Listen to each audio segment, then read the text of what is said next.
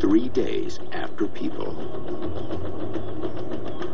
4,000 fighter jets, bombers, and other aircraft lie in formation in the Arizona desert. But this phantom fleet is covered in a ghostly white. And it's not pilots, but coyotes that prowl these grounds. This is the Aerospace Maintenance and Regeneration Center. In the time of humans, it was a graveyard and storage facility for mostly military aircraft. The planes here are better prepared for a life after people than anywhere else on Earth.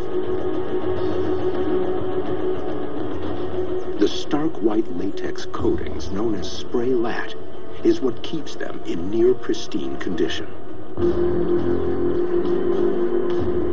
They're all around the cockpit. They're on the fuel cells. In the fuel tanks, the backbone up here is every screw is they got a seal in it. Inside the internal fuel systems, those are seals in there. The seals keep out dust and rainwater, while the white color reflects heat.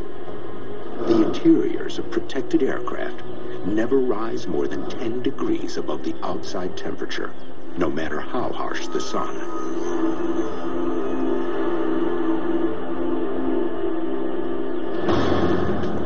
Ultimately, the end of these birds of war won't come from the sun, but from the ground below.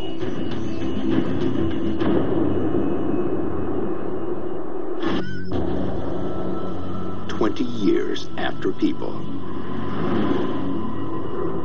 In the Arizona desert, the mummified aircraft waiting in an eternal holding pattern are showing signs of distress. Years of high winds have scattered these proud birds of war about like toys on a giant playground. In the time of humans, the planes had to be periodically realigned.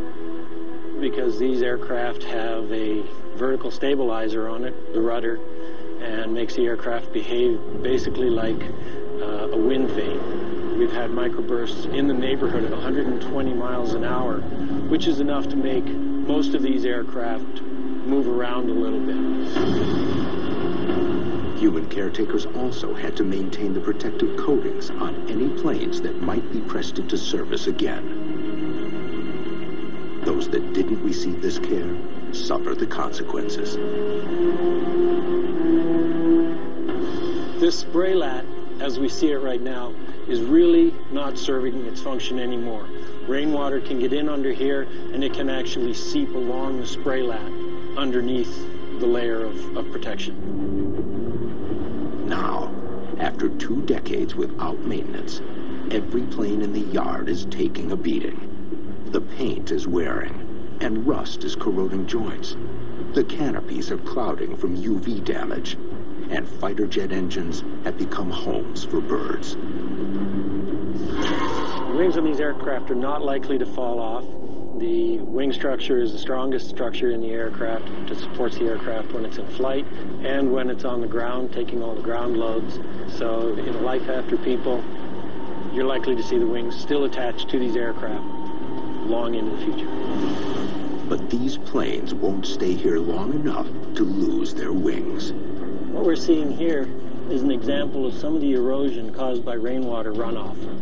This is something that's common to all the aircraft that are stored here. And the chances are very good that this sort of erosion could have occurred in a single storm. As desert rains carve out dirt from below, desert winds sweep in dust from above.